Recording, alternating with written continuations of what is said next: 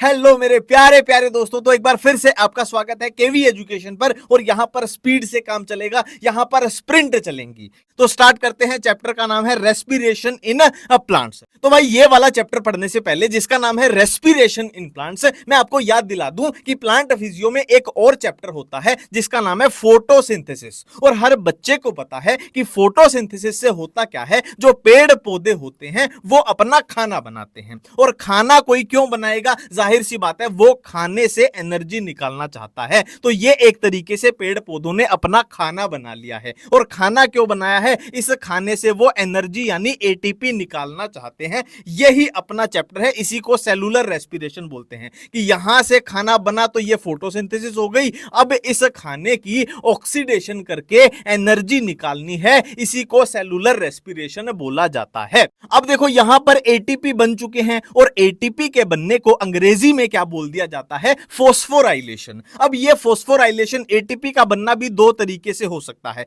या तो ATP direct बन जाएंगे, या फिर एटीपी किसी के थ्रू बनेंगे। कि पहले NADH FADH2 ये बनेंगे, फिर इसको कन्वर्ट किया जाएगा एटीपी। मतलब अल्टीमेटली अपने को एटीपी ही चाहिए। तो इन दोनों में फर्क क्या है, डायरेक्ट बनने में, इसको बनने में? देखो इसको ऐसे समझो, अगर आपके पास पैसे कैश में पड़े हैं, आपकी जेब में कैश 100 रुपए 200 रुपए 500 रुपए पड़े हैं, आप डायरेक्टली उसको खर्च कर सकते हो। दूसरी तरफ एग्जांपल क्या है कि अगर आपके पास चेक पड़ा है ना, आपके पास कैश नहीं है, आपके पास चेक पड़ा है, तो आपको बैंक में उस चेक को यूज करने, उससे कैश निकलवाने जाना ही पड़ेगा। तो जहां पर बैंक की जरूरत पड़े, यानी चेक है आपके पास, डायरेक्ट एटीपी आपके पास नहीं है। और जहां बैंक की जरूरत ना पड़े, मतलब डायरेक्ट है, आपके पास कैश पड़ा है, ठीक है, तो डायरेक्टली एटीपी बने, उसको बोल दिया जाता है सबस्ट्रेट लेवल फोस्फोराइलेशन। जहां पर ऑक्सीजन, माइटोकॉन्ड्रिया, ईटीएस यानी electron transport system, electron transport chain, इनका कोई भी यूज नहीं होगा, क्योंकि डायरेक्टली बन गए हैं।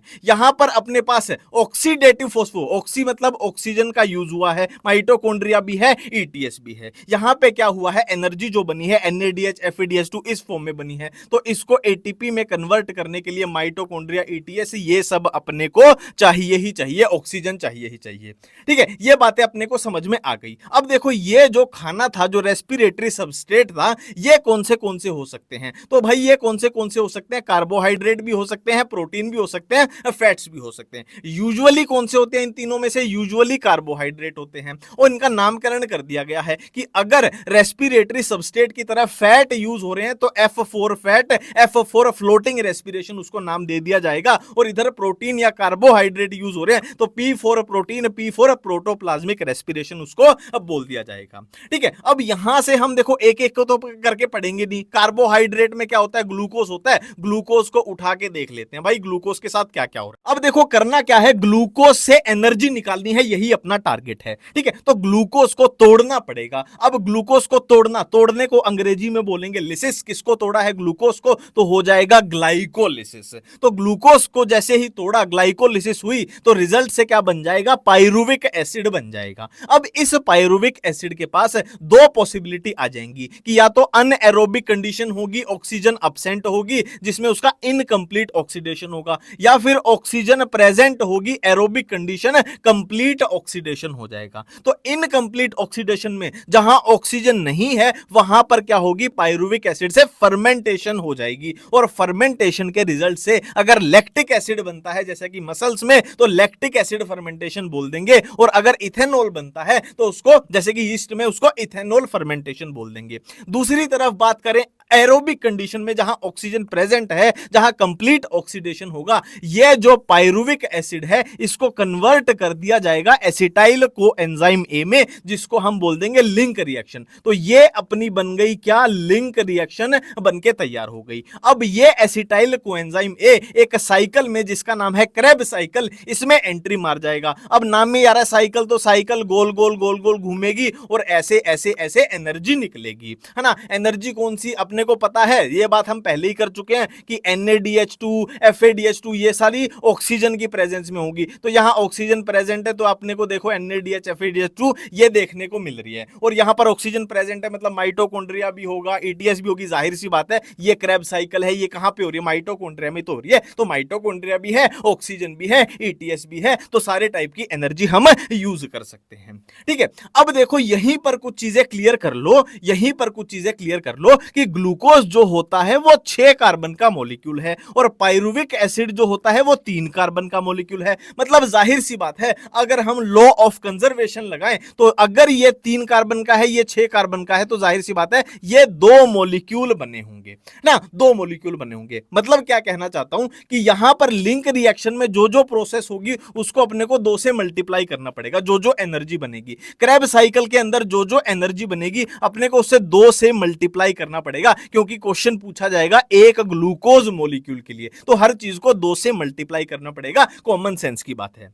और क्या क्वेश्चन यहां से बन सकता है, देखो आपसे पूछ लिया जाए कि एरोबिक कंडीशन और अनएरोबिक कंडीशन में एनर्जी का फर्क बताओ। देखो अनएरोबिक कंडीशन में ये अपनी अनएरोबिक कंडीशन है, ये अपनी अनएरोबिक कंडीशन है, तो इसमें यहां पर कोई भी एनर्जी की फॉर्मेशन नहीं होती है। इसमें एनर्जी कहां बनेगी, सिर्फ और सिर्फ ग्लाइकोलिसिस में बनेगी। और एरोबिक कंडीशन की बात करें तो ये अपनी एरोबिक कंडीशन है, तो इसमें भाई ग्लाइकोलिसिस वाली एनर्जी भी है, लिंक रिएक्शन वाली भी है, क्रैब साइकिल वाली भी है, सारी एनर्जी इसमें बनेगी। तो देखने से ही पता लग रहा है कि एरोबिक कंडीशन में बहुत ज्यादा एनर्जी अपने को मिलेगी और अनएरोबिक में तो सिर्फ ग्लाइकोलिसिस वाली एनर्जी है, यहां कोई भी एनर्जी नहीं मिलेगी। ये बात भी यहां पर समझ में आ गई, ठीक है। और एक बात आपसे पूछ लिया जाए ग्लाइकोलिसिस किसमें किसमें होती है, तो भाई अनएरोबिक में भी होगी, एरोबिक में भी होगी, क्योंकि कॉमन आ रही है, ठीक है। लिंक रिएक्शन सिर्फ एरोबिक में, क्रैब साइकिल सिर्फ एरोबिक में, ठीक है। अब लोकेशन पता कर लेते हैं। देखो ग्लाइकोलिसिस या फर्मेंटेशन होगी दोनों किसमें, साइटोप्लाज्म में होंगी। मैट्रिक्स ऑफ माइटोकॉन्ड्रिया में लिंक रिएक्शन अपनी क्रैब साइकिल होगी। हम पहले बात भी कर चुके हैं कि ऑक्सीजन प्रेजेंट होगी, माइटोकॉन्ड्रिया होगी, ईटीएस होगी, वहीं पर है ना अपनी एरोबिक कंडीशन चलेगी जिसमें लिंक रिएक्शन क्रैब साइकिल आएगी। ईटीएस कहां होती है, इनर माइटोकॉन्ड्रियल मेम्ब्रेन में होती है, ठीक है। ये साइटोप्लाज्म, ये मैट्रिक्स ऑफ माइटोकॉन्ड्रिया, ये इनर माइटोकॉन्ड्रियल मेम्ब्रेन, ये सबकी लोकेशन की कंफ्यूजन दूर हो गई, ठीक है। अब देखो बारी बारी से हम हर प्रोसेस को देखना चाहते हैं। यहां पर कौन सी प्रोसेस है, मेनली एक ग्लाइकोलिसिस है, एक ये देखनी पड़ेगी, एक फर्मेंटेशन है, एक लिंक रिएक्शन है, एक क्रैब साइकिल है, एक ईटीएस है। बारी बारी से इनको देखना पड़ेगा। अब देखो यहां पर एक दो ट्रिक आएंगी, जैसे ग्लाइकोलिसिस को याद करने की ट्रिक है। अब यहां पर इस वीडियो में मैं उस पर टाइम नहीं लगाऊंगा, क्योंकि ऑलरेडी मैंने उस ट्रिक की वीडियो अपलोड कर रखी है। मैं ये 2-3 लिंक, जैसे ग्लाइकोलिसिस की ट्रिक आएगी, एक क्रैब साइकिल की ट्रिक आएगी, मैं कमेंट में लिंक पिन कर दूंगा। ऐसा नहीं है कि पिन कर दिए तो आप देखोगे नहीं, आपको वो वीडियो देखनी ही पड़ेगी, क्योंकि बहुत आसान अच्छी ट्रिक है, ठीक है। फिर से वही बात है, अब मैं इनको बोल बोल के पढ़ के सुना दूं, कोई फायदा नहीं है। आप वो ट्रिक देख लेना, आपका क्लियर हो जाएगा। ये एनर्जी लिखा हुआ है, जो अपना लास्ट में जो बैलेंस शीट आएगी उसमें भी आ जाएगा कि कितने एटीपी बने, कितने माइनस हुए, कितने एनएडीएच बने, कितने एफएडीएच2 बने।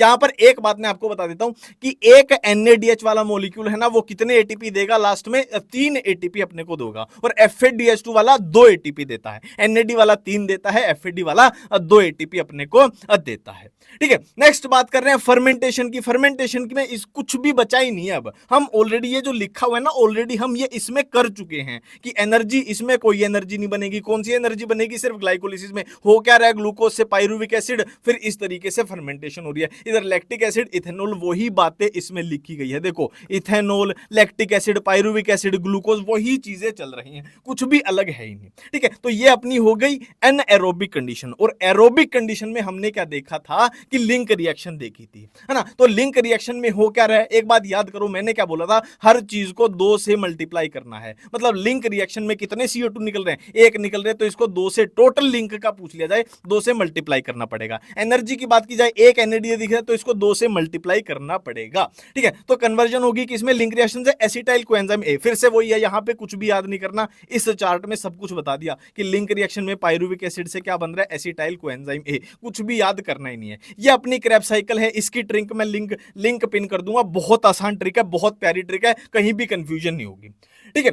अब देखो यहां पर चीजें वही चल रही हैं। देखो ये 6 कार्बन है, ये 5 कार्बन है, एक कार्बन कहां निकल गया, CO2 में निकल गया, फिर यहां पर CO2 में निकल गया, तो ये 4 कार्बन हो गया, फिर ये 4 कार्बन, ये 4 कार्बन, ये 4 कार्बन, और ये 2 कार्बन इससे मिल जाएगा, तो 4 और 2 फिर से 6 कार्बन यहां पर हो गया, ठीक है। एनर्जी की बात करें, देखो यहां पर NADH कितने हैं, 1, 2 और 3, किससे मल्टीप्लाई करना है, 2 से मल्टीप्लाई करना है। जीटीपी कितना है, 1, कितने से, 2 से मल्टीप्लाई कर दो। एफएडी कितने हैं, 1 है, 2 से मल्टीप्लाई कर दो। CO2 कितने हैं, 1, 2, 2 से मल्टीप्लाई कर दो, टोटल 4 हो जाएंगे।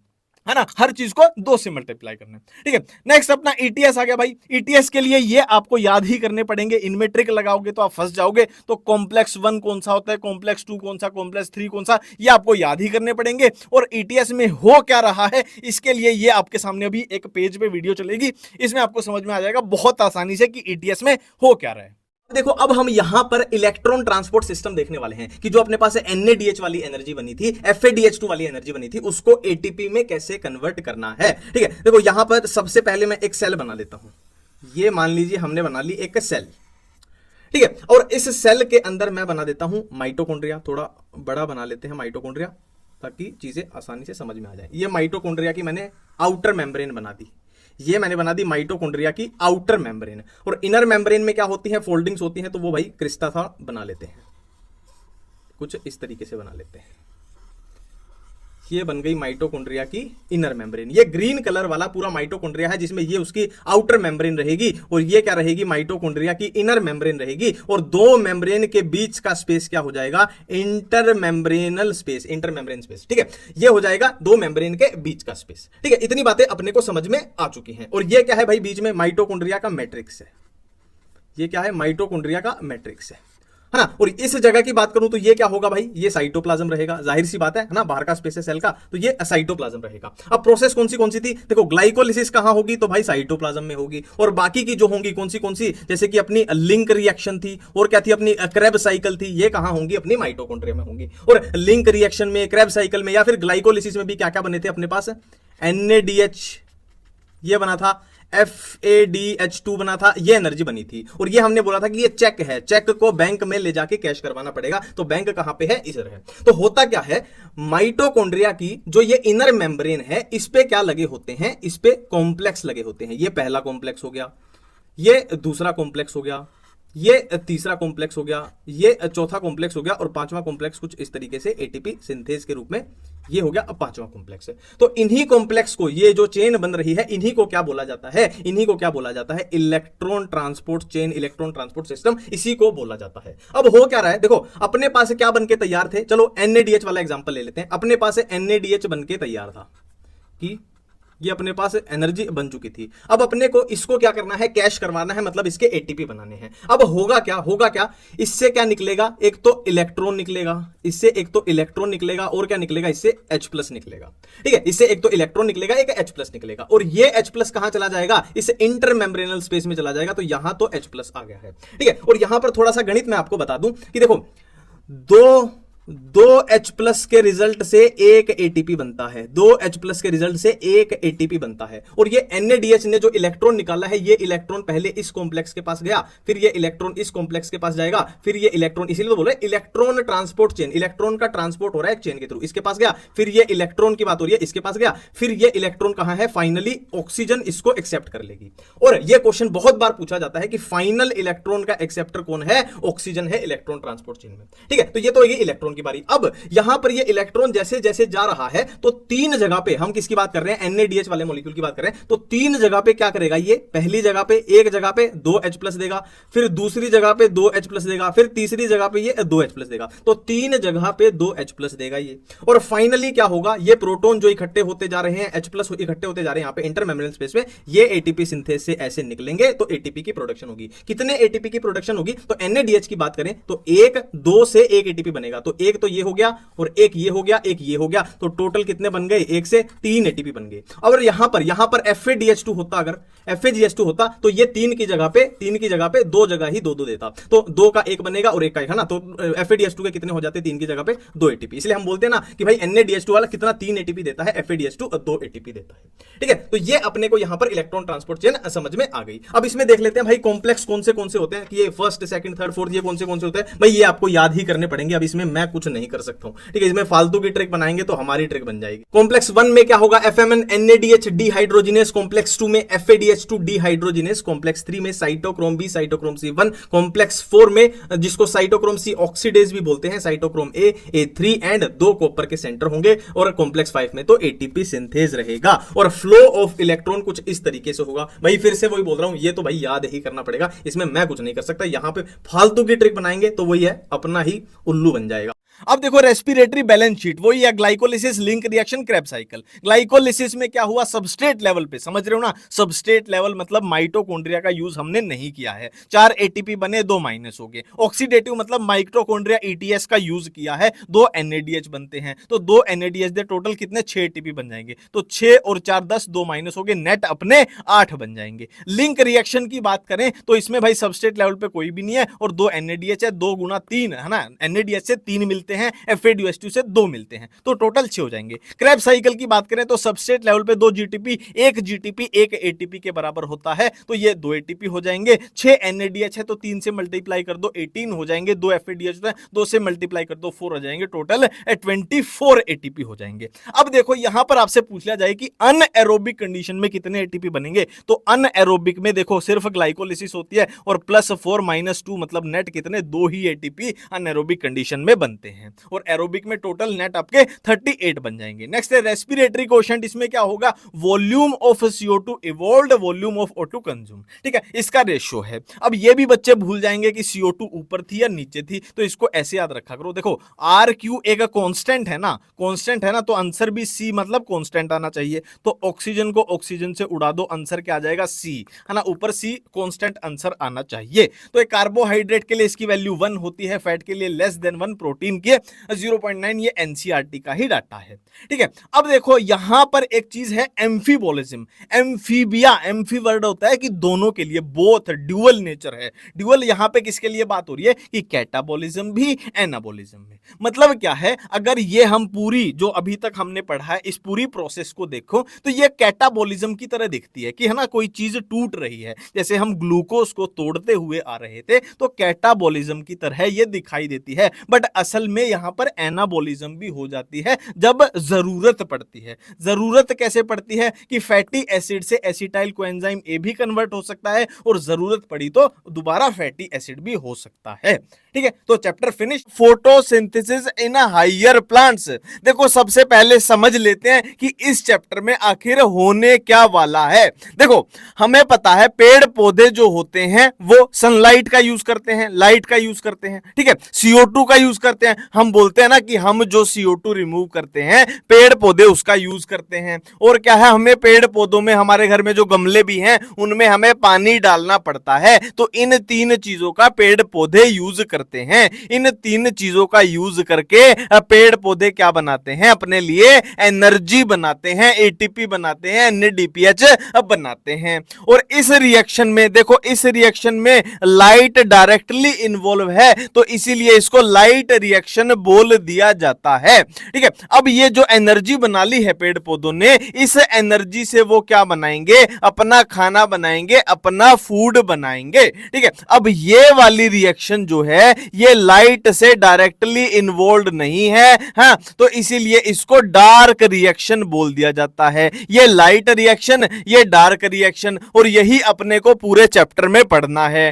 ठीक है। अब देखो फूड की क्या हुई है, सिंथेसिस हुई है, फूड की सिंथेसिस हुई है क्या यूज करके, लाइट का यूज करके, और लाइट के लिए वर्ड यूज होता है फोटो, तो चैप्टर का नाम क्या पड़ गया, चैप्टर का नाम पड़ गया फोटोसिंथेसिस, कि फूड की सिंथेसिस हुई है क्या यूज करके, लाइट का यूज करके, ठीक है। अब देखो इस लाइट रिएक्शन में हम क्या क्या पढ़ते हैं, लाइट रिएक्शन में हमें देखना है कि एनर्जी कैसे बनी है, और एनर्जी के बनने को, मेनली एटीपी की बात करें यहां पे, एटीपी के बनने को अंग्रेजी में क्या बोला जाता है, फोस्फोराइलेशन बोला जाता है। और फोस्फोराइलेशन किसका यूज करके हुई है, लाइट का यूज करके हुई है, तो लाइट के लिए वर्ड आया फोटो, तो बन जाएगा photo phosphorylation, ATP production using light, photo phosphorylation, ठीक है। अब इसमें 2 तरीके से चीजें पढ़ेंगे, एक साइक्लिक तरीके से, एक नॉन साइक्लिक तरीके से। नाम से ही पता लग रहा है साइक्लिक मतलब अलग अलग, अगर इलेक्ट्रॉन जो है साइकिल में घूम के वापस आ जाए तो साइक्लिक, और नॉन साइक्लिक मतलब अगर इलेक्ट्रॉन घूम के वापस ना आ पाए वो नॉन साइक्लिक हो जाएगी, और नॉन साइक्लिक का ही दूसरा नाम है Z स्कीम। और डार्क रिएक्शन में हम क्या क्या पढ़ने वाले हैं, C3 cycle, C4 cycle and CAM pathway, ठीक है। अब हम इस चैप्टर के जितने साइंटिस्ट हैं सारे वो देखने वाले हैं। सबसे पहले जोसेफ प्रिस्टले, इन्होंने ऑक्सीजन की डिस्कवरी की थी 1774 में, और इन्होंने क्या किया था, showed essential role of air for plant growth. इनका एक एक्सपेरिमेंट है बेल जार एक्सपेरिमेंट, इसको देख लेते हैं। देखो हुआ क्या था, इन्होंने एक जार में एक चूहे को रख दिया, एक मोमबत्ती को जला के रख दिया, तो थोड़ी देर बाद होगा क्या, चूहा भी मर जाएगा और मोमबत्ती भी बुझ जाएगी। फिर इन्होंने क्या किया, चूहे को रख दिया, मोमबत्ती को जला दिया और एक पौधे को रख दिया। अब हुआ क्या थोड़ी देर बाद कि मोमबत्ती भी जलती रही और चूहा भी जिंदा रहा। तो मतलब क्या है कि प्लांट कुछ तो ऐसा कर रहा है जो इसको भी जला रहा है, इसको भी जिंदा रख रहा है। चूहा सांस ले रहा था तो जो भी ये गैस छोड़ रहा था, ठीक है, और ये मोमबत्ती जल रही थी, इससे भी तो धुआं निकल रहा होगा। मतलब इन दोनों ने जो एयर रिमूव की उसको ये प्लांट रीस्टोर कर रहा है, ये इसमें कंक्लूजन निकला। ठीक है, नेक्स्ट देखो जैन इंगेनहाउस, इन्होंने क्या किया था, देखो ये एक्वाटिक प्लांट है, ये पानी है, ठीक है, पानी में ये प्लांट रखे हुए, ठीक है। अब क्या हुआ, उन्होंने एक बार तो इस एक्वाटिक प्लांट को अंधेरे में रख दिया, एक बार इस एक्वाटिक प्लांट को लाइट में रख दिया। तो देखने को क्या मिला कि जब लाइट में इसको रखा तो इसके जो ग्रीन पार्ट ऑफ प्लांट है ना, मतलब जो इसके पत्ते हैं उसके ऊपर छोटे छोटे बुलबुले बबल्स दिखाई दिए, और ये बबल्स किसके थे, ऑक्सीजन के बबल्स दिखाई दिए। मतलब यहां से क्या पता चल गया कि लाइट बहुत जरूरी है फोटोसिंथेसिस के लिए, sunlight is essential for photosynthesis, ये इन्होंने बता दिया। नेक्स्ट है TW एंगलमैन, इन्होंने प्रिज्म का यूज किया था और ग्रीन एल्गी क्लेडोफोरा का अपने एक्सपेरिमेंट में यूज किया था। देखो प्रिज्म में बहुत सारे एंगल होते हैं तो एंगलमैन ऐसे याद रख लेना, ठीक है। इनका कंक्लूजन क्या था कि प्लांट लाइट का यूज करते हैं, ये तो भाई कॉमन सी बात है, बट कौन सी ऐसी लाइट का जिसका मेनली यूज करते हैं, तो रेड एंड ब्लू कलर की लाइट है जिसका प्लांट मेनली यूज करते हैं, ठीक है। नेक्स्ट साइंटिस्ट हैं जूलियन वोन सेक्स, इन्होंने क्या किया था भाई, ग्लूकोज की प्रोडक्शन के बारे में बताया था कि प्लांट के अंदर होती है, ठीक है। इन्होंने क्या बताया था कि ग्रीन सब्सटेंस इन प्लांट्स, जिसको आज हम क्लोरोफिल के नाम से जानते हैं, वो कहां लोकेटेड होता है, स्पेशल बॉडी के अंदर, जिसको आज हम क्लोरोप्लास्ट के नाम से जानते हैं, ठीक है। नेक्स्ट क्या है, ग्लूकोज यूजुअली स्टोर किसकी तरह, स्टार्च के रूप में स्टोर होता है ग्लूकोज, ये बताया था। नेक्स्ट है कॉर्नेलियस वॉन लीन, इन्होंने क्या बताया था भाई, ग्रीन प्लांट की बात कर रहे हैं और यहां पर purple and green sulphur bacteria की बात कर रहे हैं, ठीक है। तो ग्रीन प्लांट के अंदर हाइड्रोजन डोनर जो होगा H2O होगा और ऑक्सीजन रिलीज होती है। इधर हाइड्रोजन डोनर देखो सल्फर बैक्टीरिया है तो H2S होगा और सल्फर रिलीज होती है। तो इस एक्सपेरिमेंट से क्या कंक्लूजन निकला कि जो ऑक्सीजन रिमूव होती है, पेड़ पौधे जो ऑक्सीजन रिलीज करते हैं वो कहां से आती है, वाटर से आती है, ना कि वो CO2 से आती है, ठीक है। वाटर से आती है, CO2 से वो नहीं आती। ये वही अपनी नॉर्मल सी इक्वेशन है फोटोसिंथेसिस वाली, इसमें कुछ समझने लायक है भी नहीं है, ठीक है। नेक्स्ट हम बात कर रहे हैं, देखो अब मजेदार चीजें चलेंगी। देखो ये हमारे पास एक पेड़ है, पेड़ के पास बहुत सारी क्या है, पत्तियां हैं, एक पत्ती को उठा लेते हैं। अब इस पत्ती के इस पार्ट में जूम करके देखा तो अपने को मेसोफिल सेल्स दिखाई देंगी। अब एक मेसोफिल सेल को यहां से उठा लेते हैं तो मेसोफिल सेल्स के अंदर, जैसे किसी भी सेल के अंदर सेल ऑर्गेनेली होती है, इसके साथ भी सारी सेल ऑर्गेनेली हैं, और एक सेल ऑर्गेनेली कौन सी है भाई, क्लोरोप्लास्ट है। तो यहां से इस क्लोरोप्लास्ट को जूम करके जब देखा तो इसके अंदर भाई, इसके अंदर क्या है, बहुत सारे थाइलाकोइड्स हैं, और थाइलाकोइड्स के अलावा जो ये खाली जगह बची हुई है इसको हम क्लोरोप्लास्ट का स्ट्रोमा बोल देते हैं। अब यहां से इसको थाइलाकोइड को जूम करके देखेंगे तो इस तरीके से है थाइलाकोइड, ठीक है। एक तो वो थाइलाकोइड है, देखो ये एक थाइलाकोइड, एक थाइलाकोइड, एक थाइलाकोइड, एक थाइलाकोइड, एक थाइलाकोइड, और ये सारे मिलके एक बिल्डिंग बना रहे हैं जिसको क्या बोला है, ग्रेना बोला है। अब ये वाले थाइलाकोइड जो हैं ये ग्रेना नामक बिल्डिंग में प्रेजेंट है तो इनको बोल दिया जाएगा ग्रेनल थाइलाकोइड, है ना। ये भी एक ग्रेना है, ये granal thylakoid, granal thylakoid, granal thylakoid, और दो ग्रेना को, ये एक ग्रेना, ये एक ग्रेना, दो ग्रेना को आपस में कौन जोड़ रहे हैं, ऐसे थाइलाकोइड जो स्ट्रोमा में पड़े हुए हैं, इसीलिए इनको स्ट्रोमल थाइलाकोइड बोल दिया जाएगा या फिर स्ट्रोमल लैमेला बोल दिया जाएगा। यहां पर मैंने आपको बताया था कि थाइलाकोइड के बाहर की जो जगह होगी वो स्ट्रोमा होगी, होगी, ठीक है। तो ये ग्रेना, ये ग्रेना, ये ग्रेना और ग्रेना को आपस में जो जोड़ रहे हैं वो स्ट्रोमा में पड़े हुए हैं, इसीलिए उनको स्ट्रोमल थाइलाकोइड बोल दिया जाता है, ठीक है। अब एक थाइलाकोइड को यहां से उठा के अगर जूम करके देखते हैं तो अंदर थाइलाकोइड के अंदर का एरिया जो होगा उसको थाइलाकोइड का ल्यूमन बोल दिया जाएगा, और जाहिर सी बात है ये थाइलाकोइड की क्या है, ये थाइलाकोइड की मेम्ब्रेन है। अब थाइलाकोइड की मेम्ब्रेन में कुछ स्ट्रक्चर लगी होती हैं। क्या क्या स्ट्रक्चर लगी होती हैं? फोटो सिस्टम लगे होते हैं, ये फोटो सिस्टम 2 है, ये फोटो सिस्टम 1 है। और क्या है? इलेक्ट्रॉन ट्रांसपोर्ट चेन लगी होती है, और क्या है? एटीपी सिंथेज यहां पर लगा होता है, और इसी का आगे जाके यूज होगा। अभी अभी हमने दो टाइप के थाइलाकोइड देखे, एक ग्रेना वाले ग्रेनल थाइलाकोइड, एक स्ट्रोमा वाले स्ट्रोमल थाइलाकोइड। अब मजे की बात यह है कि ग्रेनल थाइलाकोइड के पास दोनों फोटो सिस्टम होते हैं, PS1 भी PS2 भी, जैसा कि हमने यहां पर देखा। बट अगर स्ट्रोमल थाइलाकोइड की बात करें उसके पास PS2 नहीं होता है, उसके पास सिर्फ और सिर्फ PS1। अब हम बात करने वाले हैं क्लोरोफिल पिगमेंट्स की, और मैं याद करने की ट्रिक भी बताऊंगा। देखो कौन से पिगमेंट है, क्लोरोफिल ए है, क्लोरोफिल बी है, कैरोटीन्स है और ज़ैंथोफिल है, ठीक है। तो इन शॉर्ट अगर मैं बताऊं तो ये ए है, ये बी है, ये सी है, ए बी सी है ना। इनको कैसे याद करना है? रेनबो वाला विबग्योर लिख लो। देखो वॉयलेट, इंडिगो, ये कलर यहां पे नहीं दिखाई देंगे, कॉमन सेंस की बात है, ठीक है। तो ये नहीं दिखाई देंगे, तो ब्लू से शुरू करना है। देखो ब्लू ग्रीन, ग्रीन येलो और yellow orange, A B C, ये आपकी ट्रिक बन गई। ब्लू ग्रीन कौन सा है? ए है। ग्रीन येलो यानी येलो ग्रीन ए की बात है, तो ये बी है। येलो ऑरेंज कौन सा है? अपना कैरोटीन्स है। ज़ैंथोफिल को कैसे याद करें? देखो हम फिजिक्स या कहीं भी कोई भी ग्राफ पढ़ते हैं तो वहां पर क्या पढ़ते हैं? एक एक्स एक्सिस होता है, एक वाई एक्सिस होता है। तो एक्स एक्सिस ये रहा, वाई एक्सिस ये रहा, तो ये अपने को याद हो गई। अब नेक्स्ट इसमें इंपॉर्टेंट बात क्या है? देखो अपने पास यहां पर मेनली 4 चीजें देखने मिल रही है, ए बी, ये कैरोटीन्स और ज़ैंथोफिल, ठीक है। अब मजे की बात क्या है कि इसमें जो क्लोरोफिल ए होता है ना, वो सरपंच होता है, वो मुखिया होता है। बाकी क्या है? उसके सहायक हैं, बाकी हेल्पर हैं, ठीक है। तो क्लोरोफिल ए बीच में बैठ जाएगा, और जैसे ही जो भी लाइट आएगी ये इसको पकड़ के लाइट को पकड़ के लाएगा, ये भी लाइट को पकड़ के लाएगा, ये भी लाइट को पकड़ के लाएगा। एक तरीके से ये लाइट को हार्वेस्ट करेंगे, तो ये लाइट हार्वेस्टिंग कॉम्प्लेक्स बनाएंगे। और ये सरपंच है, इसको हम क्या बोल देंगे? सरपंच रिएक्शन सेंटर इसको बोल देंगे। और बाकी के क्या है? सहायक हैं, एक्सेसरी पिगमेंट है, बाकी के लाइट को हार्वेस्ट कर करके लाएंगे, तो इनको लाइट हार्वेस्टिंग कॉम्प्लेक्स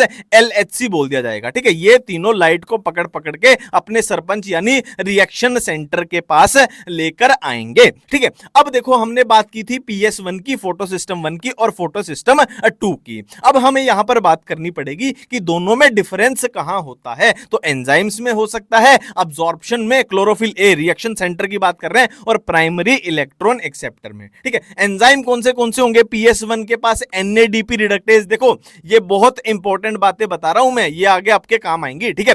PS1 के लिए कौन सा? NADP रिडक्टेज, और PS2 के फॉर वाटर की फोटोलिसिस के लिए इसके पास एंजाइम होता है, ठीक है। अब्जॉर्प्शन की peak chlorophyll A reaction centre की ही बात होगी, क्योंकि वही सरपंच था, ठीक है। PS1 की कितनी पीक होती है? 700 नैनोमीटर, और PS2 की पीक 680 नैनोमीटर, ठीक है। प्राइमरी इलेक्ट्रॉन एक्सेप्टर की बात करें तो PS1 में कौन सा है? FeS है, और PS2 में फेइयोफाइटिन है। ये सारी बातें आगे काम आएंगी, मैं फिर से बोल रहा हूं, ठीक है। नेक्स्ट हम बात कर रहे हैं, देखो हमने बात की थी फोटोफॉस्फोराइलेशन की, एक नॉन साइक्लिक की बात की थी, एक साइक्लिक की बात की थी। मैंने बताया था नॉन साइक्लिक को ही Z स्कीम बोलते हैं, ठीक है। अब देखो कहां से मैं रिलेट कराऊं आपको, यहां से।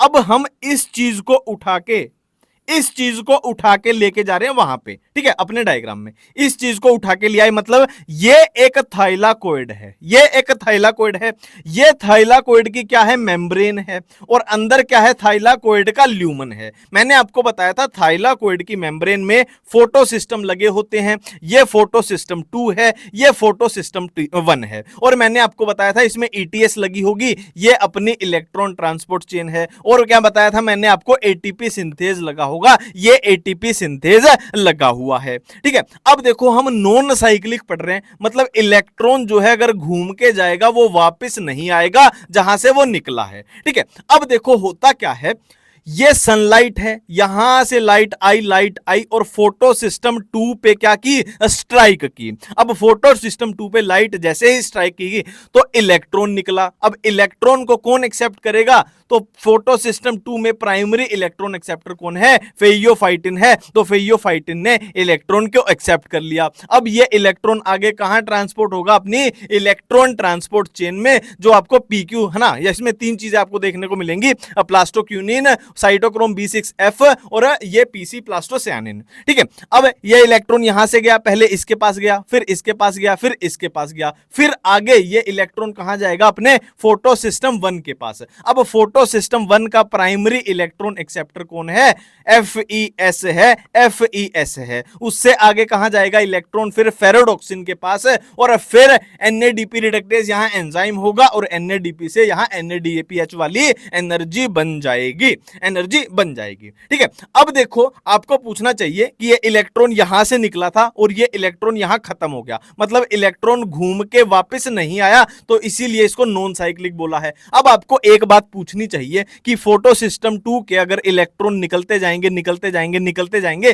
तो एक टाइम तो ऐसा आएगा ना, फोटो सिस्टम 2 के इलेक्ट्रॉन खत्म हो जाएंगे, तो इसकी इलेक्ट्रॉन की आपूर्ति कहां से हो रही है। ठीक है, तो यहां पर देखो वाटर है, वाटर की फोटोलिसिस के लिए एंजाइम होगा, तो वाटर की फोटोलिसिस हो जाएगी, जिससे ऑक्सीजन निकली, ये प्रोटॉन निकला और ये इलेक्ट्रॉन निकला। अब ये इलेक्ट्रॉन यहां इस इलेक्ट्रॉन की आपूर्ति करता रहेगा और ये ऑक्सीजन जो निकली है ये हमारे सांस लेने के लिए अवेलेबल हो जाती है, और ये प्रोटॉन कहां इकट्ठा हो गया, थाइलाकोइड के ल्यूमन में। ठीक है, अब देखो यहां पर 3 ऐसी चीजें आएंगी जिनकी वजह से थाइलाकोइड के ल्यूमन में प्रोटॉन जो है बढ़ता जा रहा है, प्रोटॉन जो है बढ़ता जा रहा है, किसके कंपैरिजन में, बाहर के कंपैरिजन में, स्ट्रोमा के कंपैरिजन में। ठीक है, देखो पहला रीजन तीन चीजें आएंगी और ये सारा एनसीईआरटी में लिखा हुआ है। देखो पहली चीज तो यही होगी, वाटर की फोटोलिसिस हुई, प्रोटॉन इकट्ठे होते जा रहे हैं, ये ल्यूमन में बढ़ते जा रहे हैं, बढ़ते जा रहे हैं, बढ़ते जा रहे हैं। पहली चीज तो ये होगी।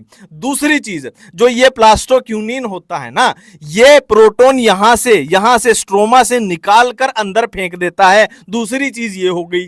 तीसरी चीज क्या हो गई, यहां NADPH एनर्जी बनाने में जो ये प्रोटॉन यूज हो रहा है ये भी स्ट्रोमा से निकाला जा रहा है, तो स्ट्रोमा में कम होते जा रहे हैं, अंदर बढ़ते जा रहे हैं। मतलब तीनों ही चीजें एक तरफ इशारा कर रही हैं कि थाइलाकोइड ल्यूमन में जो प्रोटॉन है वो बढ़ते जा रहे हैं, बढ़ते जा रहे हैं, मतलब एक प्रोटॉन ग्रेडियंट बनता जा रहा है। अब इस ग्रेडियंट को तोड़ना जरूरी है, तो क्या होगा, यहां पर ATP सिंथेज लगा हुआ है, जिसके सिर को CF1 बोल देंगे और ये पैरा टाइप है CF0 बोल देंगे। यहां से जब ये ग्रेडियंट टूटेगा, यहां से ये प्रोटॉन जो है बाहर निकलेंगे और ये एनर्जी बनती जाएगी, ATP बनती जाएगी। जैसे जैसे प्रोटॉन बाहर निकलेंगे ATP बनती जाएगी। ठीक है, अब यहां पर चीजें देख लीजिए, ये हमारा नॉन साइक्लिक वाली चीजें चल रही हैं और यही वो एनसीईआरटी की चीजें हैं, है ना, जो हमने इस डायग्राम में देखा है ना, वही चीजें इसमें ये एनसीईआरटी वाला डायग्राम बोल रहा है, आप कहीं भी चेक कर लो। ठीक है, बस अपहिल क्या है कि आप लो एनर्जी से हाई एनर्जी की तरफ चले गए तो अपहिल हो गया,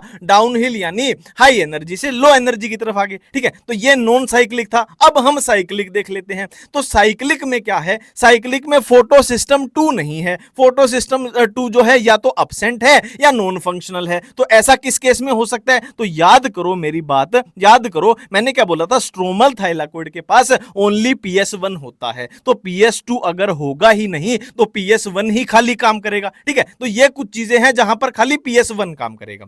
ठीक है, तो देखो यहां पर PS1 पे लाइट स्ट्राइक की, सेम वही चीज चलानी है, तो लाइट जैसे ही स्ट्राइक की, PS1 से इलेक्ट्रॉन निकला, PS1 का प्राइमरी इलेक्ट्रॉन एक्सेप्टर कौन है, FeS, फिर इलेक्ट्रॉन ट्रांसपोर्ट चेन में घुस गया, वही चीजें चलेंगी, प्लास्टोक्यूनिन, वही तीनों है ना, फिर चेन से चला, फिर चेन से दोबारा ये PS1 के पास पहुंच गया, तो इलेक्ट्रॉन जहां से निकला था घूम फिर के वहीं पहुंच गया है, तो एक साइकिल कंप्लीट हो गई, इसीलिए इसको साइक्लिक फोटोफॉस्फोराइलेशन बोल दिया गया।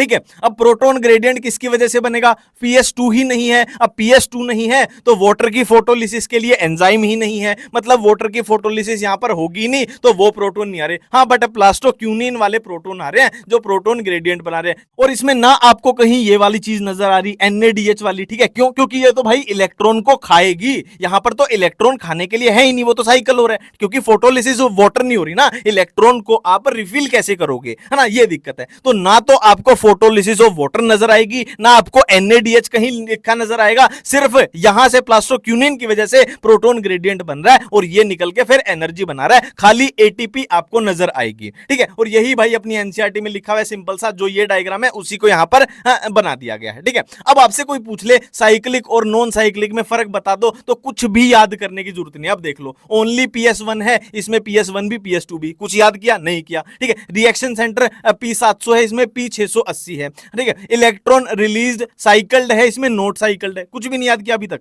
फोटोलिसिस वाटर होगी कि नहीं होगी, आसानी से बता दोगे। खाली ATP है या ATP के साथ NADH भी है, आसानी से बता दोगे। ऑक्सीजन की प्रोडक्शन कहां से होती है? फोटोलिसिस ऑफ वाटर से, तो फोटोलिसिस ऑफ वाटर ही नहीं होगी तो ऑक्सीजन भी नहीं होगी, यहां पे है तो ऑक्सीजन भी है, आसानी से बता दोगे, ठीक है। स्ट्रोमल थाइलाकोइड में होती है, ग्रेनल में, क्योंकि स्ट्रोमल में ओनली PS1 होता है, ग्रेनल में PS1 भी PS2 भी, आसानी से बता दोगे, कोई भी दिक्कत आपको नहीं आएगी। और ये वही चीजें लिखी गई हैं कि 3 ऐसी जगह हैं जहां से अपने को प्रोटॉन मिल रहे हैं और अंदर इकट्ठा होते जा रहे हैं, वही चीजें लिखी हुई हैं कि भाई आपको नोट्स है ना, कि अभी वीडियो में तो देख लोगे, नोट्स पढ़ने भी ना, तो आपको पता चलना चाहिए प्रोटॉन ग्रेडियंट कौन सी 3 जगह से बन रहा था, वही चीजें यहां पर लिखी गई हैं, ठीक है। नेक्स्ट भाई, अब अपनी लाइट रिएक्शन लगभग कंप्लीट हो चुकी है, अब हम केल्विन साइकिल C3 साइकिल देखना चाहते हैं, ठीक है। देखो यहां पर है राइबुलोज 1,5 बिसफॉस्फेट, और ये कितने कार्बन का कंपाउंड होता है? 5 कार्बन का कंपाउंड है। और यहां एटमॉस्फेयर से CO2 आई, CO2 के पास कितने कार्बन है? 1 कार्बन है, तो 5 कार्बन यहां थे, 1 कार्बन ये, तो 6 कार्बन का यहां पर चीज बननी चाहिए। बट ये कितने की होती है? 3 कार्बन की, तो कितने बनेंगे? 2 बन जाएंगे, 2 प्रोडक्ट 3 कार्बन के 3 फॉस्फोग्लिसरेट बन जाएंगे। और CO2 यहां पर हुई है तो कार्बोक्सिलेशन स्टेप का नाम हो गया, ठीक है। नेक्स्ट फिर रिडक्शन वाला स्टेप है, उससे ट्रायोज फॉस्फेट बनेगा। अभी तक कार्बन में कोई प्लस या माइनस नहीं आया, सेम कार्बन चल रहे हैं, मतलब टोटल यहां जमा करोगे तो 2 गुना 3 यहां पर 6 कार्बन आपको मिलेंगे। तो इन 6 कार्बन में से एक कार्बन, एक साइकिल में एक कार्बन यहां निकल जाएगा, क्योंकि अपने को यहां खाना बनाना है, ग्लूकोज वगैरह बनाना है, तो एक साइकिल में एक कार्बन निकलेगा, तो आपको 6 कार्बन निकालने हैं, तो यह साइकिल 6 बार घुमानी पड़ेगी, ठीक है। एक कार्बन निकल गया तो कितने कार्बन बच गए? 5 कार्बन अब बच चुके हैं। 5 कार्बन का ही क्या था? ये था अपना, ठीक है। यहां पे 6 कार्बन थे, एक कार्बन यहां निकल गया, तो 5 कार्बन का ये बच जाएगा ना, सिंपल, ये साइकिल घूमती रहेगी, ठीक है। ये हमने देखी भाई अपनी Calvin cycle, C3 cycle. Next हम देखना चाहते हैं C4 प्लांट्स। देखो C4 प्लांट्स में क्या होता है? क्रांज एनाटमी होती है, स्पेशल लीफ एनाटमी होती है, और इसमें 2 टाइप की सेल होती है, mesophyll cell, bundle sheath cell. देखो जब हम C3 साइकिल देख लेते तो यहां पर बंडल शीथ सेल का आपको जिक्र नहीं मिलेगा। ये कैसी सेल है? अपनी मीजोफिल सेल्स हैं, मीजोफिल सेल्स हैं, ठीक है। और इधर C4 प्लांट की बात करें तो इनके पास 2 टाइप की सेल होती हैं, एक मीजोफिल सेल, एक बंडल शीथ सेल, ठीक है। अब होगा क्या? देखो एटमॉस्फेयर में कार्बन डाइऑक्साइड थी, ये यहां अंदर आ गई बाइकार्बोनेट की फॉर्म में, ठीक है। मीजोफिल सेल्स में क्या था? फोस्फोइनोल पाइरुवेट था। कितने कार्बन का कंपाउंड था? ये 3 कार्बन का कंपाउंड था। एक कार्बन CO2 से आई, तो 3 कार्बन और 1 कार्बन फिक्सेशन हो गई, 4 कार्बन का एसिड बन गया। 4 कार्बन का कहां बन गया? मीजोफिल सेल्स में। अब ये 4 कार्बन का एसिड कहां ट्रांसपोर्ट हो गया? बंडल शीथ सेल में ट्रांसपोर्ट हो गया, ठीक है। अब 4 कार्बन का था, इससे अगर एक CO2 निकाल दें, डी कार्बोक्सिलेशन, डी मतलब रिमूव कर दी, एक CO2 निकाल दें तो 4 कार्बन का एसिड था, तो ये 3 कार्बन का एसिड बच जाएगा। और ये 3 कार्बन का एसिड दोबारा से कहां जाएगा? अभी CO2 का यूज करेंगे, रुक जाओ, ठीक है। तो ये 3 कार्बन का एसिड दोबारा से कहां चला गया? मीजोफिल सेल में चला गया, और मीजोफिल सेल में जाके रीजनरेट करके दोबारा से इसने 3 कार्बन का फोस्फोइनोल पाइरुवेट बना दिया, पेप बना दिया, ठीक है। अब ये जो CO2 रिमूव हुई है, ये कहां पर यूज होगी? ठीक सेम टू सेम ऐसी साइकिल चलेगी, ये CO2 निकल गई। अब यही साइकिल साइकिल वहां पर रिपीट होगी। ठीक है, सेम टू सेम कि बंडल शीथ सेल में ये जो CO2 निकली है सेम केल्विन साइकिल जैसी चीजें यहां पर चलेंगी। अब आपसे कोई पूछ ले कि CO2 प्राइमरी CO2 एक्सेप्टर कौन है, तो C3 साइकिल में कौन है भाई, राइबुलोज 1,5 बिसफॉस्फेट। ठीक है, और C4 साइकिल में कौन है, ये अपना फोस्फोइनोल पाइरुवेट। और भाई एंजाइम कौन सा यूज होगा, इसी के नाम से रिलेट हो जाएगा, इसका हो जाएगा रुबिस्को जो यहां काम आएगा, और इसमें C4 साइकिल में कौन सा हो जाएगा जो पेप के साथ काम आएगा, पेपकेज हो जाएगा। ये एंजाइम के नाम हो जाएंगे। ठीक है, और क्या है, बंडल शीथ सेल की बात कर रहे हैं कि इनमें थिक वॉल्स होती हैं, इसीलिए गैसेस का आना जाना मुश्किल है। ठीक है, लार्ज नंबर ऑफ क्लोरोप्लास्ट होते हैं, इंटरसेलुलर स्पेस अब्सेंट होता है, और ये high temperature high light intensity को टॉलरेट कर सकते हैं। इनमें फोटो रेस्पिरेशन भी नहीं होती है। एग्जाम्पल क्या है, मेज, सोरगम और शुगर केन। ये अपनी C4 साइकिल जिसका दूसरा नाम H एंड स्लैक पाथवे। ठीक है, फोटो रेस्पिरेशन की बात कर रहे हैं। देखो फोटो रेस्पिरेशन क्या है, एकदम वेस्ट है ना, इसका कोई यूज नहीं है, ना इसमें ATP बनती है, ना NADPH वाली एनर्जी बनती है, ना इसमें कोई शुगर बनती है। ठीक है, और इसका दूसरा नाम क्या है, ग्लाइकोलेट मेटाबॉलिज्म या फिर C2 साइकिल। और ये किसमें होती है, C3 प्लांट में होती है, ये C4 प्लांट में नहीं होती है। होता क्या है इसमें, देखो यहां पर राइबुलोज 1,5 बिसफॉस्फेट के साथ CO2 जुड़ रही थी। ठीक है, अब ऐसा हो जाए, कंडीशन ऐसी हो जाए कि CO2 जो है वो कम हो जाए, CO2 की कमी हो जाए, और ऑक्सीजन तो है ही। ठीक है, तो CO2 अगर कम हो गई तो CO2 की जगह इससे ऑक्सीजन बाइंड कर जाती है, फिर सारा काम खराब हो जाएगा, कोई फायदा नहीं होगा, वही अपनी फोटो रेस्पिरेशन बोलती है। ठीक है, और भाई ये जो है अभी तक जो हमने पढ़ा है ना, अभी तक जो हमने पढ़ा है उसी की समरी है, कुछ इसमें नया नहीं है। अभी तक जो पढ़ा है उसी की समरी है, एक बार रिवीजन के लिए देखी है ये। ठीक है, नेक्स्ट भाई फैक्टर अफेक्टिंग फोटोसिंथेसिस है ना। लॉ ऑफ लिमिटिंग फैक्टर दिया था किसने, ब्लैकमैन ने दिया था 1905 में। कौन से फैक्टर हैं, लाइट है, CO2 कंसंट्रेशन है, टेम्परेचर है, और कौन सा है, वाटर है। लाइट कैसे अफेक्ट करेगी, देखो प्लांट जो कैप्चर करते हैं ना लाइट, वो कौन सी रेंज की करते हैं, 400 से 700 नैनोमीटर ये वेवलेंथ होनी चाहिए, इस लाइट को प्लांट कैप्चर करते हैं, जिसको हम पार बोलते हैं, फोटोसिंथेटिकली एक्टिव रेडिएशन इसको अब बोला जाता है। फोटोसिंथेसिस की सैचुरेशन कब आ जाती है कि पूरी सनलाइट की जब 10% प्लांट यूज कर रहे हैं ना, तो ये मान लो कि फोटोसिंथेसिस की सैचुरेशन आ चुकी है, इससे ज्यादा लाइट प्लांट यूज नहीं कर सकता। ठीक है, अब देखो लाइट अगर बहुत ज्यादा बढ़ जाए, अच्छी बात है, प्लांट को लाइट मिल रही है, बहुत अच्छी बात है, बहुत अच्छी फोटोसिंथेसिस चलेगी। ठीक है, बहुत अच्छी फोटोसिंथेसिस चलेगी, बढ़ेगी, प्रोडक्टिविटी बढ़ेगी। बट इतनी ज्यादा लाइट हो जाए तो एक पॉइंट के बाद क्या है भाई, क्लोरोफिल जो है उनका डिस्ट्रक्शन हो जाएगा, वो है ना, विनाश हो जाएगा बहुत ज्यादा लाइट से। ठीक है, नेक्स्ट हम CO2 कंसंट्रेशन की बात कर रहे हैं, तो CO2 कंसंट्रेशन के बारे में NCERT लिखती है कि ये मेजर लिमिटिंग फैक्टर है फोटोसिंथेसिस के लिए। ठीक है, और क्या है, CO2 सैचुरेशन की बात कर रहे हैं कि C3 प्लांट के लिए थोड़ी ज्यादा है 450 के पार, और C4 के लिए थोड़ी कम है 360 है। ठीक है, अब देखो increase concentration of CO2 up to 0.05% can cause increased photosynthesis, beyond this level become damaging. वही बात है, एक पॉइंट तक आप लाइट दोगे तो फायदेमंद है, बट उससे पॉइंट के पार चले जाओगे तो विनाश होना शुरू हो जाएगा। ऐसे ही CO2 का है कि एक टाइम तक आप बढ़ाते जाओगे CO2 तो प्रोडक्शन भी बढ़ती जाएगी, फोटोसिंथेसिस बढ़ती जाएगी, बट एक लेवल के बाद क्या है, CO2 भी डैमेजिंग हो जाएगी, डैमेज करने लग जाएगी। ठीक है, C3 प्लांट की बात कर रहे हैं कि CO2 आपने बढ़ाई, फोटोसिंथेसिस बढ़ेगी, प्रोडक्शन बढ़ेगी, और इसी को ग्रीन हाउस उसमें हम यूज करते हैं कि ग्रीन हाउस क्रॉप बनाते हैं, टोमेटो, बेल पेपर इसके एग्जांपल हैं। ठीक है, टेम्परेचर की बात कर रहे हैं, देखो हमने पढ़ा था एक डार्क रिएक्शन है, एक लाइट रिएक्शन है, तो लाइट रिएक्शन में हमने कहीं भी एंजाइम्स का इतना जिक्र नहीं किया था, तो उसमें एंजाइम्स ही नहीं है, तो टेम्परेचर से फर्क किस पे पड़ेगा, किसी पे भी नहीं। तो लाइट रिएक्शन में एंजाइम ना होने के कारण ये टेम्परेचर से ज्यादा अफेक्ट नहीं होती है। डार्क रिएक्शन में जबकि एंजाइमेटिक रिएक्शन होती है, ठीक है, तो एंजाइम है तो टेम्परेचर से भी वो इफेक्ट हो सकते हैं। ठीक है, temperate optimum for photosynthesis of different plant also depend on the habitat that they are adapted to. ठीक है, कि कौन से प्लांट के लिए कैसा टेम्परेचर ऑप्टिमम है, ये उस पर भी डिपेंड करता है कि वो कैसी जगह पर है। जैसे ट्रॉपिकल फॉरेस्ट में है, ट्रॉपिकल वाले प्लांट हैं, या फिर टेम्परेट वाले प्लांट हैं, इस पे भी डिपेंड करता है। ठीक है, वाटर की बात कर रहे हैं, देखो वाटर स्ट्रेस हुआ मतलब वाटर की, पानी की कमी हुई, होगी तो स्टोमेटा बंद हो जाएंगे। ठीक है, वाटर कैसे अफेक्ट कर सकता है वो बात कर रहे हैं कि अगर पानी की कमी हो गई तो स्टोमेटा बंद हो जाएंगे पानी को बचाने के लिए। अब स्टोमेटा बंद हो जाएंगे तो स्टोमेटा के थ्रू ही CO2 भी आ रही थी, अब CO2 ही नहीं आ पाएगी तो फोटोसिंथेसिस कैसे होगी, है ना। C3 साइकिल में हम यही तो पढ़ रहे थे कि राइबोलोज 1,5 बिस्फोस्फेट के साथ कौन कंबाइन कर रहा है, CO2 ही तो कर रही है, तो CO2 ही नहीं आ पाएगी तो फोटोसिंथेसिस घट जाएगी। ठीक है, तो चैप्टर अपना कंप्लीट।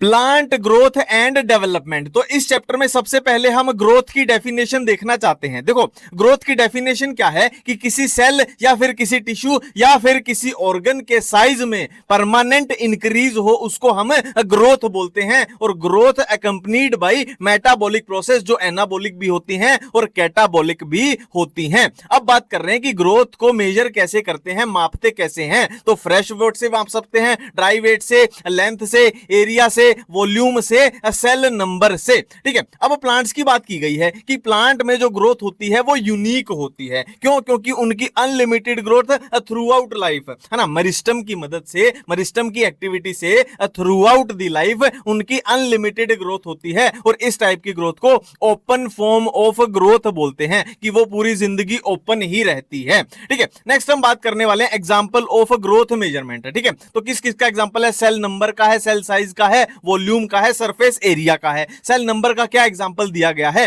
कि एपिकल मेरिस्टम जो है किसका, मेज रूट का, वो कितना डिवाइड कर सकता है, 17,500 सेल पर आवर, है ना। ये सेल नंबर का एग्जांपल हो गया। सेल साइज का क्या एग्जांपल है, वाटरमेलन की सेल का एग्जांपल है कि वाटरमेलन की सेल कितना साइज इंक्रीज कर सकती है, 3.5 लाख गुना इंक्रीज कर सकती है। वॉल्यूम का एग्जांपल है कि पोलन ट्यूब की ग्रोथ। सरफेस एरिया का एग्जांपल है लीफ, डोर्सी वेंट्रल लीफ की ग्रोथ, ये अपना सरफेस एरिया का एग्जांपल हो जाएगा। ठीक है, नेक्स्ट है भाई primary growth and secondary growth. अब प्राइमरी ग्रोथ कहां दिखाई देती है, root apical meristem, shoot apical meristem. और सेकेंडरी ग्रोथ कहां पे, लेटरल मेरिस्टम में। देखो, प्राइमरी ग्रोथ जो होती है वो प्लांट की लेंथ बढ़ाती है, लेंथ, और सेकेंडरी ग्रोथ प्लांट की विड्थ बढ़ाती है कि प्लांट की चौड़ाई कितनी होगी। ठीक है, ग्रोथ फेजेस की बात कर रहे हैं, मेरिस्टेमेटिक फेज, इलोंगेशन और मैच्योरेशन, 3 फेज हैं। मेरिस्टेमेटिक फेज में क्या होगा, जो सेल्स होंगी वो कंटिन्यू डिवाइड करेंगी। मेरिस्टेमेटिक मतलब पता ही है अपने को कि सेल डिवाइड करती हैं।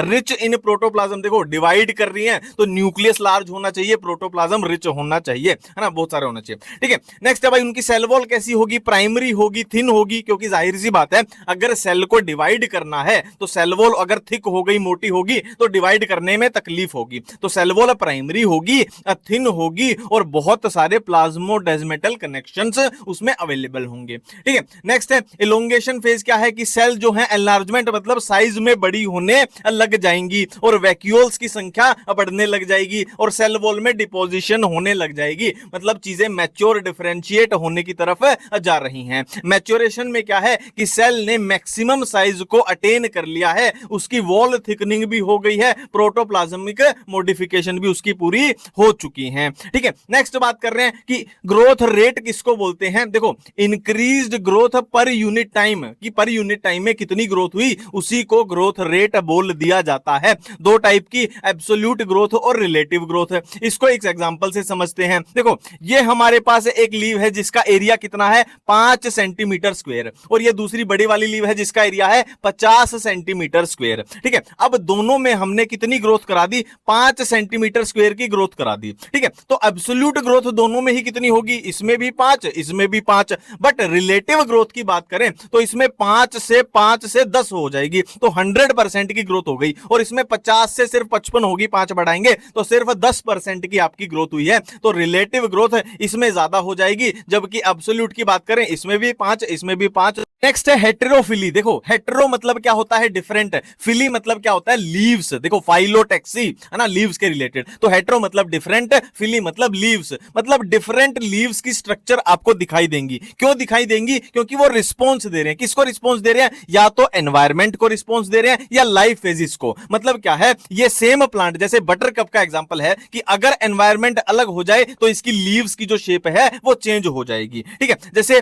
टेरेस्ट्रियल मतलब जमीन पे है तो कुछ ऐसी पत्तियां इसकी दिखाई देंगी, और ये वाटर एक्वाटिक हो गया तो उसकी पत्तियां ऐसी दिखाई देंगी। तो लीव्स की स्ट्रक्चर एनवायरमेंट की वजह से डिफरेंट डिफरेंट दिखाई दे रही है। और इधर लाइफ फेजिस, है ना, लाइफ फेजिस की वजह से, जैसे कॉटन है, कोरिएंडर है, लार्कस्पर है, कि जुवेनाइल जब छोटे होंगे तो ऐसे दिखाई देंगे और एडल्ट होंगे तो ऐसे दिखाई देंगे। ठीक है, ये बात की गई है। नेक्स्ट हम बात करने वाले हैं प्लांट ग्रोथ रेगुलेटर्स की, जिसको पीजीआर भी शॉर्ट फॉर्म में हम बोल सकते हैं। तो ये दो तरीके के होंगे, एक तो ग्रोथ को प्रमोट करेंगे ग्रोथ प्रमोटर्स, एक ग्रोथ को इनहिबिट करेंगे ग्रोथ इनहिबिटर्स। ठीक है, तो ग्रोथ प्रमोटर्स क्या करते हैं, कौन सी एक्टिविटीज को प्रमोट करते हैं, जैसे कि सेल डिवीजन हो गई, सेल एनलार्जमेंट हो गई, ट्रॉपिक ग्रोथ हो गई, फ्लावरिंग हो गई, सीड फॉर्मेशन हो गई, फ्रूटिंग होगी। और इसके एग्जांपल क्या है, ऑक्सिन, गिब्रेलिन या फिर जिब्रेलिन, कुछ भी बोल लो अंग्रेजी में, और साइटोकाइनिन। ठीक है, इधर ग्रोथ इनहिबिटर्स की बात करें, play important in plant response to wound stress, है ना, स्ट्रेस कंडीशन आएगी वहां पे ये इंपॉर्टेंट रोल प्ले करते हैं। और क्या है, ये वेरियस ग्रोथ इनहिबिटिंग एक्टिविटी, इसीलिए तो इनहिबिटर हैं कि इनहिबिटिंग एक्टिविटी जैसे कि डोरमेंसी हो गई, अब्सिशन होगी, इसमें इनका रोल होता है। एग्जांपल क्या है, ABA एब्सिसिक एसिड। ठीक है, अब एक एथिलाइन होता है, एक पीजीआर होता है इथाइलिन, ये इसमें भी फिट हो सकता है, इसमें भी फिट हो सकता है, बट ये लार्जली अगर पूछा जाए कि लार्जली किसमें फिट करोगे, तो लार्जली ये इनहिबिटर में जाएगा। तो ऑक्सिन, जिब्रेलिन, साइटोकाइनिन तीन किसमें, मेनली प्रमोटर में, और ABA और इथाइलिन किसमें, अपने इनहिबिटर में आ जाएंगे। ऐसे थोड़ा याद रखना। केमिकल कॉम्पोजिशन की बात करें पीजीआर की, तो बड़ी डाइवर्स है, अलग अलग तरीके के हैं, जैसे इंडोल कंपाउंड्स है ना, IAA एडिनाइन डेरिवेटिव है, काइनेटिन हो गया, कैरोटीनोइड डेरिवेटिव है, अब्सिसिक एसिड हो गया, टेरपीन्स हैं, गिबरेलिक एसिड हो गया, गैसेस हैं, इथाइलिन गैसी तो होती है जिसका फॉर्मूला C2H4 होता है। ठीक है, अब बारी बारी से बात करेंगे भाई। सबसे पहले ऑक्सिन की बात कर रहे हैं कि Charles Darwin and Francis Darwin ने क्या ऑब्जर्व किया, bending of coleoptile of canary grasses towards light, और उन्होंने क्या कंक्लूजन निकाला कि tip of coleoptile was the site of a transmittable influence that causes bending, है ना, जो बेंडिंग कोज करवा रहा है। ठीक है, फिर नेक्स्ट क्या है, देखो इसमें साइंटिस्ट का है ना थोड़ा अजीब सा है, आप कंफ्यूज हो जाओगे, तो भाई जो एनसीईआरटी में लिखा हुआ है वैसे ही याद करना। Auxin was isolated by FW went from a tip of coleoptile of a oat seedling। फिर से वही बोल रहा हूं, इसमें समझने का कुछ नहीं है यार, इसमें याद ही करना पड़ेगा ये आपको, साइंटिस्ट के नाम और ये सब। ठीक है, तो नेचुरल ऑक्सिन के एग्जांपल क्या क्या है, IAA indole acetic acid, IBA indole butyric acid.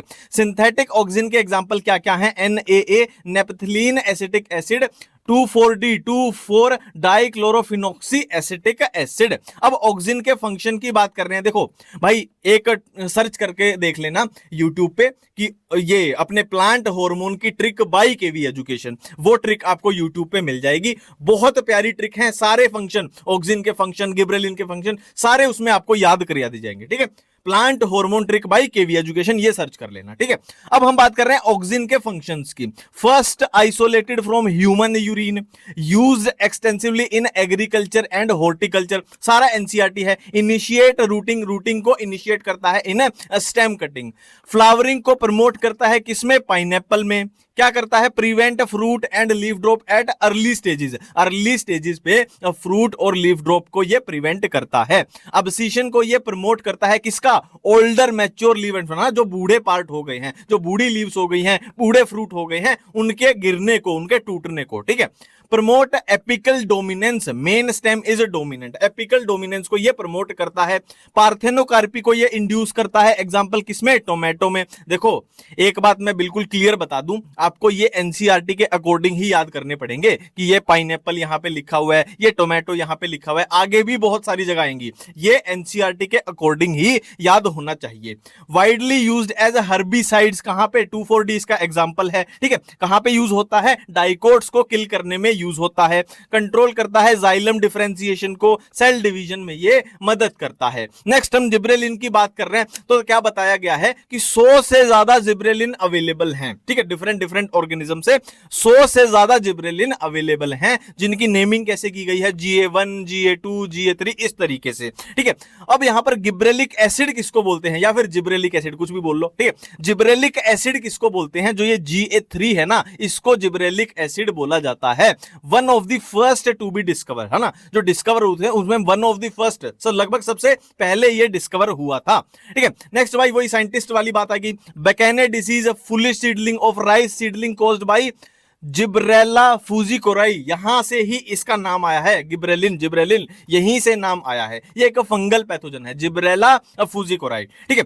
E Kurosawa reported the appearance of symptom of disease in rice seedling when they were treated with sterile fill. फिर से वही बात है भाई, ये चीजें आपको याद ही होनी चाहिए। एक मैं ट्रिक आपको यहां पे बता दूं, देखो ये जापानी सा नाम लग रहा है, जापानी सा, ये भी जापानी सा नाम लग रहा है ना, फूजिकोराई, ई कुरोसावा, है ना, सारे जापानी से नाम लग रहे हैं। तो जहां भी जापानी सा नाम आ जाए जिब्रेलिन आंसर लगा देना। ट्रिक आपको बता रहा हूं, ये भी जापानी सा नाम है, ये भी फूजिकोराई जापानी सा नाम है, ई कुरोसावा जापानी सा नाम है। तो जहां भी जापानी नाम आ जाए जिब्रेलिन आंसर लगा देना। जिब्रेलिन के फंक्शन क्या क्या है, ये क्या करता है, इंक्रीज इन लेंथ, किसमें, ग्रेप स्टॉक शुगर केन। फिर से मैं बोल रहा हूं, ये एनसीईआरटी के डायरेक्ट क्वेश्चन आ जाएंगे कि ग्रेप स्टॉक, शुगर केन, ये अपना एप्पल हो गया, इस तरीके से। ठीक है।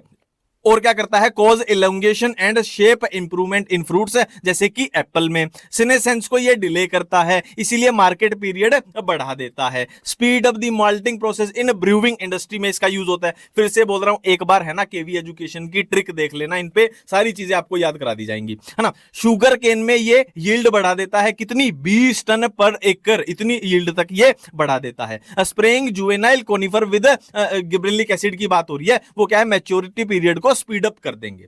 ठीक है, स्पीड अप कर देंगे। जुवेनाइल मतलब बच्चों को, है ना, बच्चे जो प्लांट के बच्चे, ठीक है, उनको अगर इसका जिब्रेलिन का स्प्रे कर देंगे तो उनकी मैच्योरिटी पीरियड को ये स्पीड अप कर देगा। ये बोल्टिंग को प्रमोट करता है। बोल्टिंग क्या होती है, internode elongation just prior to flowering. ठीक है, फ्लावरिंग से जस्ट पहले इंटरनोड की एलोंगेशन होना, इसको बोल्टिंग बोलते हैं। और बोल्टिंग को प्रमोट करता है अपना गिबरेलिक एसिड। ठीक है, कहां पर देखा जाता है, एग्जांपल क्या, बीट में, कैबेज में, और many plant with rosette habit. Rosette habit क्या होती है, जैसे आपने कैबेज में भी देखा होगा, गुच्छे से बन रहे हैं, गुच्छे से, जहां भी ऐसे गुच्छे से बन रहे हैं मतलब वो रोजेट हैबिट की बात कर रहे हैं। ठीक है, नेक्स्ट हम साइटोकाइनिन की बात कर रहे हैं। देखो फिर से मैं बोल रहा हूं भाई, ये जो साइंटिस्ट वाला पार्ट है ना, इसमें कुछ नहीं है समझने का, ये आपको याद ही होना चाहिए कि डायरेक्ट क्वेश्चन आ जाएगा कि एफ स्कूग, है ना, ये साइंटिस्ट किसके रिलेटेड था, साइटोकाइनिन के, ये आपको पता होना चाहिए। कोकोनट मिल्क, यडियन, कुछ भी आ जाएगा, डायरेक्ट आपको पता होना चाहिए किससे रिलेटेड था। काइनेटिन का आ जाएगा, कहां से रिलेटेड था, साइटोकाइनिन से। जिएटिन का आ जाएगा, कहां से रिलेटेड था। तो भाई वही बोल रहा हूं, इन साइंटिस्ट में कुछ भी समझने का है नहीं, ये आपको याद ही होने चाहिए कि डायरेक्ट साइंटिस्ट का नाम आया, डायरेक्ट उस चीज का नाम आया, आपको पता होने चाहिए कौन से प्लांट हार्मोन के वो रिलेटेड थे। ठीक है, जैसे ये मिलर, इसका नाम आया, मिलर एटोल, इसका नाम आया, कैसे आपको बताओगे कि कौन सा था, गिबरेलिक एसिड था, ऑक्सिन था, कैसे था। ठीक है, तो ये डायरेक्ट आपको याद ही होने चाहिए। ठीक है, साइटोकाइनिन के फंक्शन की बात कर रहे हैं, तो ये क्या करता है, help to produce leaves, chloroplast, lateral shoot, adventitious shoot, help to overcome apical dominance. Apical dominance को ओवरकम करने में ये मदद करता है। और क्या करता है, promote nutrient mobilization which help in the delay of leaf senescence. ठीक है, जाहिर सी बात है, कोई बूढ़ी पत्ती हो गई है, अब इस बूढ़ी पत्ती को मरना ही है, जाहिर सी बात है। तो ये क्या करता है, इस बूढ़ी पत्ती में से जो न्यूट्रिएंट है ना, ये यहां से उठा के किसी यंग लीफ में ट्रांसफर कर देता है। ठीक है, ये हाइपता करेगा। और यहां की एक ट्रिक बताऊं कि देखो, ये मान लो जमीन है, जमीन के ऊपर का पार्ट प्लांट का क्या पार्ट होता है, शूट पार्ट, और नीचे का क्या पार्ट होता है, रूट पार्ट। तो साइटोकाइनिन शूट पार्ट पे फोकस रखना है। लीव्स शूट में, क्लोरोप्लास्ट शूट में, लेटरल शूट आ गया, एडवेंटिशियस शूट आ गया, तो शूट पार्ट में ही इसका फोकस रखना है। इथाइलिन की बात कर रहे हैं, तो इथाइलिन के रिलेटेड साइंटिस्ट भाई एच कोजिन्स, ये याद रखना है। इथाइलिन एक गैस होती है, तो वोलेटाइल सब्सटेंस हो गया, इसमें कुछ याद नहीं करना, है ना। और क्या ऑब्जर्व किया था कि भाई जो राइपेंड बनाना है, देखो क्या है कि पका हुआ कोई केला है, मान लो पका हुआ केला है, ठीक है, और बाकी के उसके साथ में कच्चे केले रखे हैं, तो ये क्या बोल रहे हैं कि पके हुए केले से कुछ तो ऐसी गैस निकलेगी जो कच्चे केलों को भी पका देगी, है ना, इस तरीके की बातें हैं। इथाइलिन के फंक्शन की बात कर रहे हैं, तो one of the most widely used PGR in agriculture. Direct NCERT का क्वेश्चन आएगा, बताओ कि कौन सा है most widely used in PGR in agriculture. ठीक है, नेक्स्ट है synthesized in large amount by ripening fruit. जो फ्रूट पक चुके हैं, पके हुए हैं, वहां से लार्ज अमाउंट में ये रिलीज होता है। Promote horizontal growth of seedling, promote swelling of axis, promote apical hook formation in dicot seedling. ये एनसीईआरटी के डायरेक्ट लाइन के क्वेश्चन हैं, स्टेटमेंट में आ जाएंगे, असर्शन रीजन में आ जाएंगे, किसी भी तरीके से आ सकते हैं। सीनेसेंस और अब्सीशन को प्रमोट करता है, स्पेशली किसकी, लीव्स की, फ्लावर्स की, ठीक है। हाईली इफेक्टिव होता है किसमें, फ्रूट राइपनिंग में, वही बात आ रही है।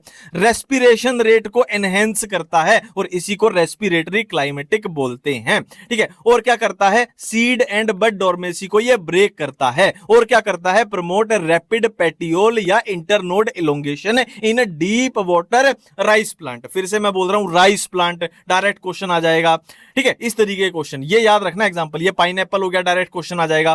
Promote root growth and hair formation, initiate flowering and synchronize food set in pineapple, direct question आ जाएगा। पाइनएप्पल का बताओ क्या किसने किया था, ठीक है। Induce flowering in mango, mango का क्वेश्चन आ जाएगा। Promote a female flower in cucumber, cucumber का क्वेश्चन आ जाएगा। देखो वही बात है, कितने क्वेश्चन, राइस वाला बन गया, पाइनएप्पल वाला बन गया, मैंगो वाला बन गया, कोकम्बर वाला बन गया, तो बहुत सारे क्वेश्चन ऐसे ही बन सकते हैं। अब सिसिक एसिड की बात कर रहे हैं, एबीए की बात कर रहे हैं, तो during mid 1960s 3 independent research हुई थी, अलग अलग रिसर्च, है ना, जिसमें किसी में एक में ये पाया गया, इनहिबिटर बी, इसको खोजा, अब्सीशन 2 इसको खोजा, डोरमिन इसको खोजा, अलग अलग तीनों अलग अलग खोज थी। फिर बाद में क्या पाया गया कि ये तीनों ही जो अलग अलग मिले हैं कि ये सेम ही हैं, लगभग सिमिलर ही हैं, कि all 3 were proved to be chemically identical, chemically identical. बाद में इनको क्या नाम दे दिया गया, एबीए अब्सिसिक एसिड इनको नाम दे दिया गया। अब्सिसिक एसिड के फंक्शन क्या है, नाम में आ रहा है अब्सिसिक अब्सिशन, तो was discovered for its role in regulate abscission, abscission को ये, है ना, नाम में ही आ रहा है, रेगुलेट करेगा और डोरमेंसी को रेगुलेट करेगा।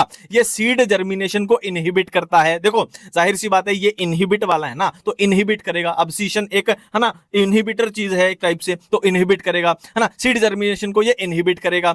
स्टिमुलेट क्या करेगा, क्लोजर ऑफ स्टोमेटा, फिर से एक इनहिबिटिंग चीज है कि बंद करा रहा है ना, खोल रहा होता तो एक ऐसा लगता कि प्रमोट कर रहा है, बंद करा रहा है, ठीक है। Increase the tolerance of plant to various stress, stress hormone भी इसको बोला जाता है ना। स्ट्रेस हार्मोन किसको बोला जाएगा, एबीओ को बोला जाएगा। डायरेक्ट क्वेश्चन आएगा। और एक और क्वेश्चन इसका सुपर हिट आता है कि ये एंटागोनिस्ट होता है किसके, जिब्रेलिक एसिड के, ठीक है। स्ट्रेस हार्मोन इसका super hit question, antagonist to gibberellic acid ये इसका सुपर हिट क्वेश्चन है, ठीक है। अब नेक्स्ट है, देखो ये कहां पे आ गए थे हम, by inducing dormancy ABA help seed to withstand desiccation and other factor unfavourable for growth. वही है, स्ट्रेस हार्मोन है तो मुश्किल कंडीशन में साथ देगा, एक तरीके से ऐसे याद रखना, स्ट्रेस हार्मोन है तो मुश्किल कंडीशन आ जाएगी, वहां पे ये साथ देगा, सर्वाइव करने में मदद करेगा, ठीक है। अब देखो इस चैप्टर का ये लास्ट पार्ट है, many of the extrinsic factor such as temperature, light via PGR control plant growth and development. मतलब क्या है, जैसे कि टेम्परेचर हो गया, जैसे कि लाइट होगी, ये पीजीआर के थ्रू, पीजीआर मतलब जो अभी हम पढ़ रहे थे, इथाइलिन, एबीए, साइटोकाइनिन, ऑक्सिन, उनके थ्रू ये सब क्या है, प्लांट ग्रोथ एंड डेवलपमेंट को कंट्रोल करते हैं। और कौन सी ऐसे इवेंट हैं जो ऐसे कंट्रोल हो रहे हैं, जैसे वर्नलाइजेशन है, फ्लावरिंग है, डोरमेंसी है, सीड जर्मिनेशन है, प्लांट मूवमेंट है, तो ये सब कंट्रोल हो रहे हैं टेम्परेचर, लाइट, ये सब किसके, वाया पीजीआर के थ्रू। तो ये भी अपना खत्म हुआ। थैंक यू, धन्यवाद।